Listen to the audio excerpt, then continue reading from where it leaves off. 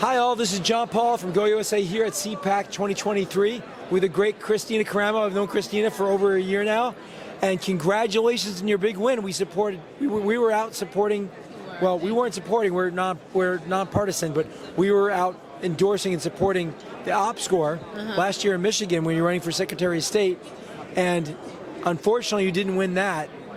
Well, we officially didn't win that, but you just won the state chair GOP for the state chairmanship for the GOP in Michigan. Yeah, we're very excited. Thank you for what you're doing with your score, because people need to evaluate candidates a lot better and not get hypnotized by glitz and glam and fancy speeches. People need to see at the end of the day, how are these people actually voting? Are they voting to secure our freedoms or not? That's right. Are they voting to support the? Now they vote. I'm sorry.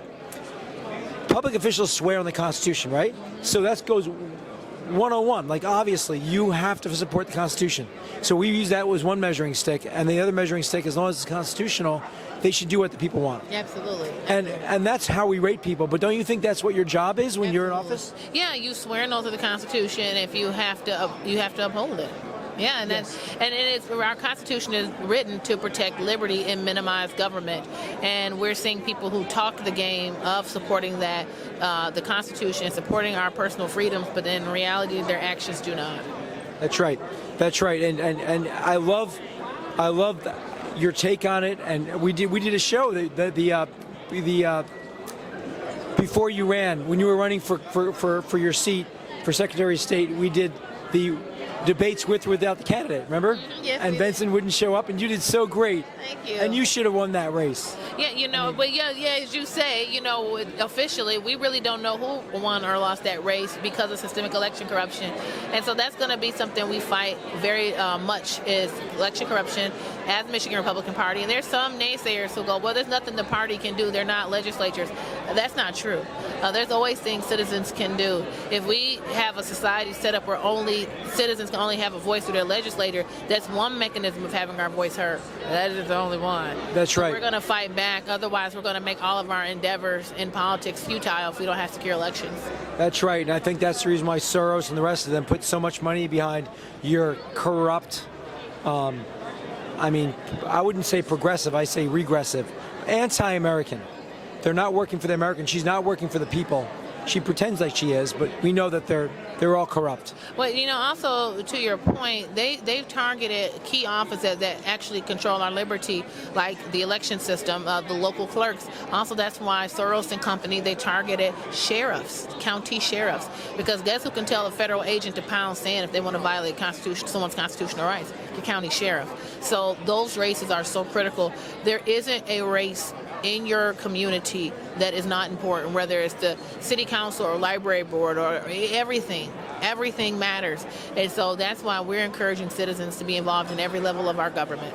Yes, it's so critical because honestly, the founding fathers, my great uncle Thomas Jefferson would say this: America only really works for a moral, ethical, moral country.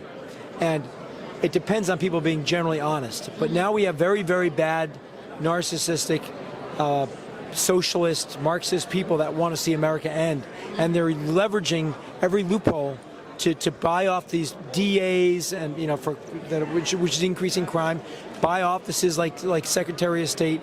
And we need to stop. The people need to be aware. That's why we did in our rating system. We're exposing all that.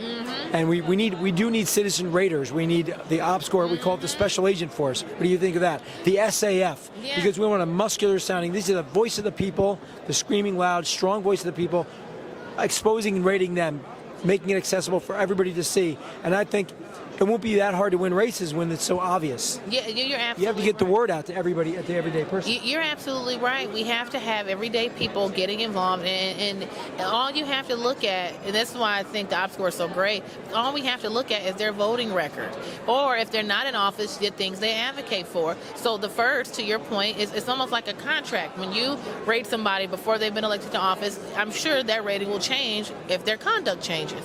And so it's going to be important for the citizens to be involved. And I like the fact that you one, to have the citizens involved as well in the process and not centralizing power in yourself. I think that's very commendable, because you have a lot of individuals who want to be the source of truth, and that's not what you're doing. You're saying, hey, we want you guys involved in this process as well, the way we're all involved, because the more citizens we have involved, the more truth that will be out for the public to, to understand. Yeah, I agree. I'm glad you see that, because people say, well, who makes you, who's God at Go USA making these decisions? I'm like, the Constitution and the people are God. The Constitution is black and white, and we know what the people want. There's plenty of polls, it's obvious, and the people will speak, and it's people doing the ratings. So it's like, I don't get a perfect score. I helped invent it. I invented it. It's like, it's about the truth.